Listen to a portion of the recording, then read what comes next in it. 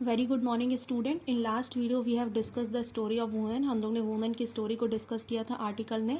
Now we will start from here. But worst was still to come. दाई The 1830 British cotton cloths flood in India market. In fact, by the 1880, two-thirds of the all the cotton cloths worn in the India were knit clothes produced in the Britain. This affect not only the specialist weaver but also the spinners. Thousands of rural women who made their living by the spinning cotton thread were rendered the job. 1830 में British cotton जो है वो India की market में flood करने लगी थी। कब? 1830 में। इनफैक्ट 1880 आते तक, कब? 1818 आते तक टू थर्ड हमारा जो कॉटन का कपड़ा जो कि इंडिया के लोग पहनते थे वो ब्रिटेन में ही बनता था।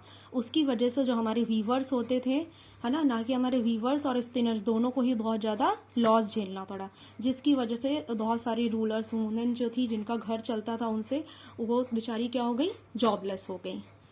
नेक्स्ट पैराग्राफ है हमारा, handlooms weaving did not completely die in India. अब जो हमारी हैंडलूम वीविंग थी वो पूरी तरीके से इंडिया में खत्म नहीं हुई थी। This is because some type of cloth could not supplied by the machine. क्योंकि कुछ ऐसे क्लॉथ्स है जो कि मशीन्स में नहीं बन पाते थे, जो कि किससे बनते थे? सिर्फ हाथ से ही बनते थे। But how could machines produce the saris, borders, ऐसी कोई बहुत सारे क्लोथ्स होते थे जो कि किससे नहीं बनते थे? मशीन से नहीं बनती थी। ऐसी बहुत सी साड़ीज होते थे जिनके बहुत सुंदर सुंदर बॉर्डर्स होते थे, तो वो केवल किससे बनते थे? हाथ की बुनाई से बनते थे। और उनकी क्या होती थी? बहुत ज़्यादा डिमांड होती थी। काफ़ी ज़्यादा रिचर लोग भी डिमांड करते थे और मिडिल क्लास पीपल वाले भी डिमांड करते थे। तो हमारी पूरी हैंडलूम वीविंग जो थी वो कम्प्लीटली डाई नहीं हुई थी। Nor did the textile manufactured in Britain produce. There was a coarse cloth used for the poor people in India. जो भी सस्ता कपड़ा होता था वो ब्रिटिश नहीं बनता था और पुअर लोगों के लिए क्या होता था? बहुत ज़्यादा हेल्पफुल होता था। रुक जाओ। Okay, let's start. You must have heard the Sholatur in the Western India and Mathura in the South India. आपने शोलापुर के बारे में पढ़ा होगा वेस्टर्न इंडिया में और मथुरा के बारे में भी पढ़ा होगा साउथ इंडिया में। These town was emerged and important new centers of weaving in the, यहाँ पे क्या बन गए थे? important new weaving centers बन गए थे। कब? 19th century तक। Later during the national movement, Mahatma Gandhi urged the people to boycott the import textile and use the handloom and hand woven cloth. 19th century के बाद क्या हुआ? महात्मा गांधी ने क्या बोल दिया था कि हम बाहर के देशों के कपड़ा बनाना, बाहर के देशों का कपड़ा पहनना बंद कर देंगे, यानी बाहर के प्रोडक्ट्स को बायकॉट कर देंगे, केवल हम वही कपड़े पहनेंगे जो कि हाथ से बनते हैं। Khadi gradually become a symbol of nationalism. जो खादी थी वो क्या बन गई थी? एक सिंबल बन गई थी नेशनलिज्म का। ये सारी इंपॉर्टेंट चीजें होती हैं बेटा, आप लोग को ध्यान रखनी है। The charkha came to represent the India. और चरखा जो था ना, सॉरी द चक्र था, जो हमारा चक्र होता है ना बीच में इंडिया फ्लैग के, वो एक तरीके का क्या था? रिप्रेजेंट करता है, वो सिंबल एक तरीके का हमारा इंडिया का। And it was put in the centre of a 3 colour flag. आपने देखा होगा हमारा जो फ्लैग होता है उसके बीच में चरखा होता है। Indian national Congress adopted in 1931। Indian national Congress कब अडॉप्ट हुई थी? 1931 में। Underline this. What happened to the weavers and spinner who lost their livelihood? अब वीवर्स और स्पिनर का क्या हुआ जिन्होंने अपना लाइवहुड लॉस कर दिया था? Many weavers became agriculture labour. अब उन्होंने अपना जो लाइवहुड लॉस कर दिया था तो उसमें बहुत सारे वीवर्स क्या बन गए थे? एग्रीकल्चर लेबर बन गए थे। सम माइटेड इन द सिटीज, और कुछ लोग क्या कहाँ चले गए थे? सिटीज में चले गए थे काम को ढूंढने के पर्पज से। इसी तरीके से yet other went to the country to the out. Yet बहुत सारे लोग क्या चले गए थे? कंट्रीज में चले गए थे प्लांटेशन करने के लिए, अफ्रीका ने एंड साउथ अमेरिका ने। Some of these handlooms weaver also found the work in new cotton mills. बहुत सारे हैंडलूम वीवर्स थे जिनको कहाँ थे? न्यू वर्क ढूंढ रहे थे वो नई नई कॉटन नील्स ने, जो कि कहाँ थे स्टेब्लिश है? बॉम्बे में स्टेब्लिश है now in Mumbai, Ahmedabad, Sholapur, Nagpur and Kanpur. Okay students, हमारा नेक्स्ट टॉपिक है cotton mills comes up. Cotton mills क्या हुई? कैसे कम्स अप हुई? The first cotton mill in India was set up as a spinning mill in Bombay 1854। हमारी first cotton mill कहाँ पे setup हुई थी? बॉम्बे में 1854 में। From the early 19th century Bombay has grown early 19 century में दौंदे क्या हुई, काफ़ी ज़्यादा ग्रो कर रही थी. Important ports of export of raw material from India to the England and China. It was closely to the vast of black soil. वहाँ पे क्या होती थी, ब्लैक सॉइल वहाँ पे ब्लैक सॉइल बहुत ज़्यादा होती थी और वहाँ पे अच्छे प्लांट्स ग्रो करते थे. इसलिए इंडस्ट्रीज को कहाँ पे खोला जाता था, जहाँ पे ब्लैक सॉइल होती थी. Western India where the cotton was grown. When the cotton textile needle came south, they could get supplies of raw material with easily. Cotton textile वहीं पे उत्पन्न होती थी, यानी कि टेक्सटाइल नील्स वगैरह वहीं पे नियर बाय खोला जाता जहाँ पे ब्लैक सॉइल पाई जाती थी, ताकि सप्लायर्स को ईजिली वहाँ से रॉ मटेरियल अवेलेबल हो जाए. आप फिगर नंबर 10 में आप देखेंगे, ये आप देख सकते हैं, ये एक फैक्ट्री है जहाँ पे लोग क्या मिलकर काम कर रहे हैं. बहुत सारे लोग स्पिनिंग डिपार्टमेंट में बैठ के साथ में मिलकर काम कर रहे हैं, विविंग का काम हो रहा है.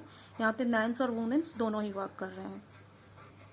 तो मैं आप लोगों को एक डेफिनेशन बताने जा रही हूँ. What do you mean by smelting? The process of obtain a metal from rock और soil by heating in a very high temperature और of melting object made of metal in order to use the metals to make the something new. Smelting अपन कब करते हैं, new जो material होता है, raw material होता है, उसको पिघलाते हैं ना, फिर नया मटेरियल तैयार करते हैं. तो बेसिकली आप उसको बहुत हाई लेवल टेम्परेचर पे उसको स्मेल्ट करते हो, फिर उससे एक नया मटेरियल तैयार करते हो. That is called smelting. Okay, now we'll start from here. By 1900, over 84 mills started operating in the Dondé. 1900 में 84 mills जो थी दौंदे ने ऑपरेट करना चालू कर दी थी. Many of these were established in, बहुत सारी कहाँ पे एस्टेब्लिश हुई थी, गुजराती ने, पेरिस ने. Businessman who had made their money through trades with China. Businessman बहुत सारे थे जो कि चाइना से अपने मनी को क्या करते थे, ट्रेड अप कर लेते थे. Mills comes up in other cities too. Mills जो थी हमारी वो बहुत सारी अदर सिटीज में भी आई. The first mill in Ahmedabad was started.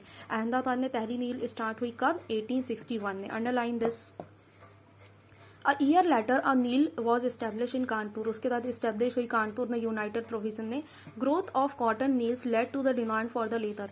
Cotton mills ने क्या हुआ, लेदर्स की डिमांड बहुत ज़्यादा होने लगी. Thousands of poor peasant artist and agriculture, बहुत सारे पुअर पीजेंट्स और एग्रीकल्चर्स जो थे, लेबर्स थे, वो क्या करने लगे, नए नए सिटीज़ की तरफ जाने लगे. कहाँ पे, नील में काम ढूंढने के लिए. In the first few decade it was extreme the textile factory industries. India face many problem. India को बहुत सारी प्रॉब्लम भी फेस करने लगी, because it found difficulty to compete with the cheaper tax. है ना, हम चीपर टैक्स से क्या कर पा रहे थे, अच्छे से हमको डिफिकल्टी हो रही थी क्योंकि हम चीपर टैक्स से अच्छे से कम्पीट नहीं कर पा रहे थे. तो इंडिया को इस तरह की डिफिकल्टी फेस करने को मिली. In most countries government supported the industrialisation by imposing. बहुत सारी कंट्रीज ने, गवर्नमेंट ने क्या किया, हाई टैक्सेस, इम्पोर्ट ड्यूटीज पे टैक्सेस लगाना स्टार्ट कर दिया. This estimated the competition and protest the infant industry. The colonial government in India usually refused the such production in local government. जो colonial government होती थी इंडिया की, वो usually क्या करती थी, refuse कर देती थी प्रोडक्शन हमारी local industries का. The first major support in the development of cotton factory reducing production in India. Therefore, was during in First World War when the textile import in First World War में हमारी जो textile import की गई थी, कहाँ पे, जब हमारा पहला वर्ल्ड वॉर हुआ था ब्रिटेन का, थोड़ी डिक्लाइन होने लगी. Indian factory work came up to the produce cloth for the military supplies. Military supplies के लिए भी हम प्रोडक्ट्स गुड्स वगैरह बना के या अच्छे अच्छे कपड़े बना के भेजने लगे, तो हमारी सप्लाई काफ़ी ज़्यादा अच्छी हो गई थी. नेक्स्ट है हमारा the short of Tipu sultan and Wolves three. हम इसमें क्या पढ़ेंगे, टीपू सुल्तान की तलवार के बारे में पढ़ेंगे. टीपू सुल्तान की तलवार बहुत फेमस तलवार हुआ करती थी, जो कि, और किसके बारे में पढ़ेंगे, वुड स्टूल्स के बारे में पढ़ेंगे. We begin this story of Indian steel and iron metallurgy by recounting the famous story of Tipu Sultan who ruled in a Missouri till 1799. India steel और आयरन मेटलर्जी के बारे में पढ़ेंगे. इसमें आयरन मेटलर्जी क्या होती है, इज अ प्रोसेस जिसमें मेटल्स को बनाया जाता है.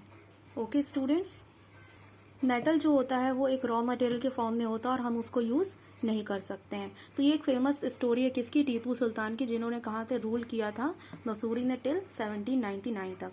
Four war was a British and died fighting with his sword in his hand. वो उन्होंने 4 वॉर लड़े थे और वो उन्हीं के, जब वो वॉर लड़ रहे थे, जब वो मरे थे, तो उनके हाथ में उनकी तलवार थी. Legendary swords are now part of valuable counting in a museum in England.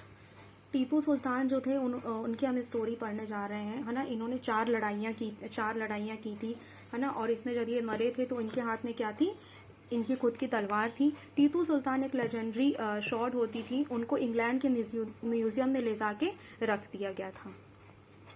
But do you know why the sword was special so? आपको पता है कि ये शॉर्ट इतनी स्पेशल क्यों थी?